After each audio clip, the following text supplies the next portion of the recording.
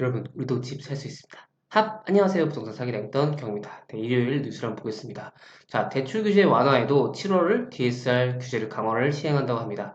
자, DSR 산정 시 청년층의 미래소득 반영해서 조정안 추진한다고 하는데, 이거 아직 정확하게 안 나왔죠. 저번에도 저희 뉴스를 봤지만, 이제 뭐 연봉을 어떻게 계산하냐에 따라 달라질 수 있을 것 같습니다. 자, 생애 최초 주택급 LTV 80%다. 나머지 가구도 완화를 검토하겠다고 합니다. 밑에 내용을 보겠습니다. 자, 정부가 부동산 시장 정상을 위해서 규제 완화를 추진하고 있지만 7월로 예정된 개인별 총부채 원리금 상환 비율 DSR 강화 조치는 그대로 시행할 방침입니다.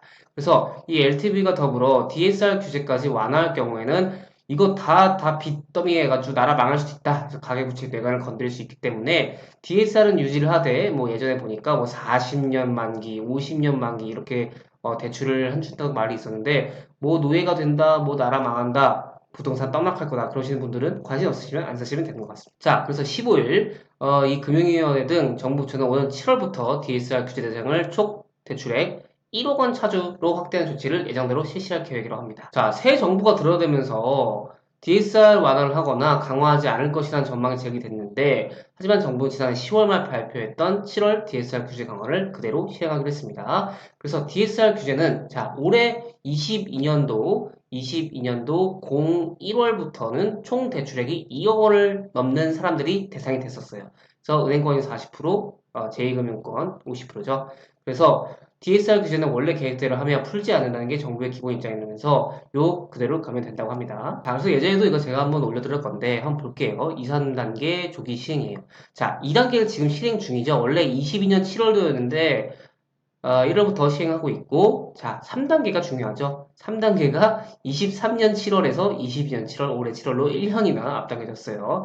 지금은 총 대출액 2억 원을 넘으면, 그러니까 대략적으로 신용대출, 그 다음에 주택담보대출, 이런 게 가장 크겠죠. 근데 여기에 물론 안 들어가는 대출도 있다고 했습니다. 예금 담보대출, 적금 담보대출, 뭐 주택청약 접축, 뭐 담보대출이라든지 안 들어가는 대출도 있어요.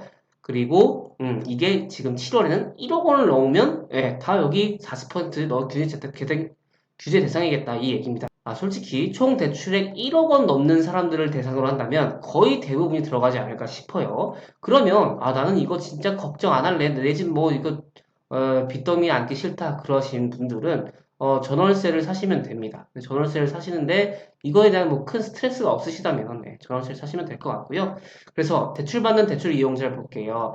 전 차주에 지금 13.2%, 전 대출 51.8%를 하고 3단계가 시행됐을 땐 전 차주의 한 30% 정도 뭐 10명 중에 3명 정도가 여기에 해당이 되고 전 대출의 한 77% 정도가 해당된다고 합니다. 제 생각에 조금 더 늘어나지 않을까 싶습니다. 그래서 지금 현재 틀을 유지하겠다고 했고 요거 뭐 제가 말씀드렸죠. 다시 한번 말씀드리자면 1년 동안 자, 분모가 있어요. 분모는 내 소득입니다. 연봉 또는 사업자를 하시는 분들은 사업 소득이 있을 거예요. 근데 여기 분모가 소득이고 분자가 빚인데 이 빚이 뭐다?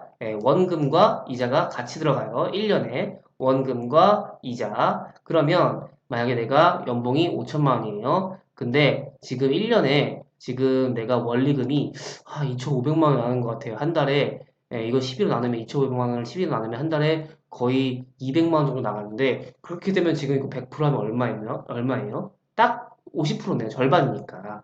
근데 이렇게 되면은 제2금융권까지는 오케이라 이거죠. 제2금융권까지는. 근데 이게 40%가 되려면 지금 5, 4, 20, 500, 5천분의 2천이 되면 이거 100% 하면은 40%잖아요. 그래서 1년에 내가 원리금이 2천만 원까지는 대출이 된다는 거예요. 그 이상 대출을 받으려고 하면 안 된다. 그게 DSR입니다. 자, 그래서 여기 나오죠. DSR이 40에서 50%면 1년 동안 이자와 원금, 같이 가는 거예요. 이자와 원금이 내 연봉의 한 4, 50% 정도 수준을 넘어서는 안 된다는 거예요. 그래서 중요한 게 금리도 중요한 것이고 대출 한도도 중요한 거겠죠. 금리가 계속 오르면은 이자도 올라갈 테니까 많이 못 받을 거 아닙니까? 근데 연봉이 높은 사람들, 고소득자는 당연히 혜택을 볼 수 있겠죠.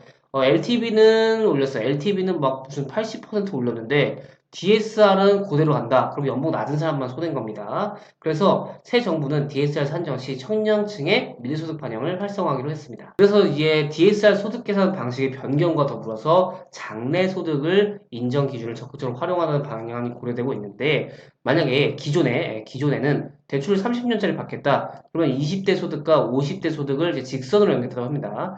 20대가 있고 50대가 있는데 보통은 이제 소득이 올라간다고 가정을 했을 때 이렇게 직선으로 연결했다고 해요. 그래서 얘랑 더해가지고 평균을 내는 방식이었다고 합니다.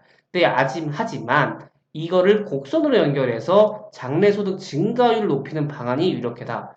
곡선이 되면 중간 구간에 소득이 높아지는 효과가 있기 때문이다. 자, 예를 들어서 이전에는 소득 계산이 나이에 따라 연봉 2천, 3천, 4,500만의 직선 형태로 계산됐다면 앞으로는 2천, 3,500, 4,500에서 요 중간 수치가 3천에서 3,500으로 조금이라도 올랐네요. 그래서 당연히 이 연봉이 얼마나 낮은 사람들은 더 힘들겠지만 이게 조금이라도 올라가는 게 굉장히 크거든요. 그래서 어쨌든 이런 곡선 형태로 된다는 의미라고 하네요.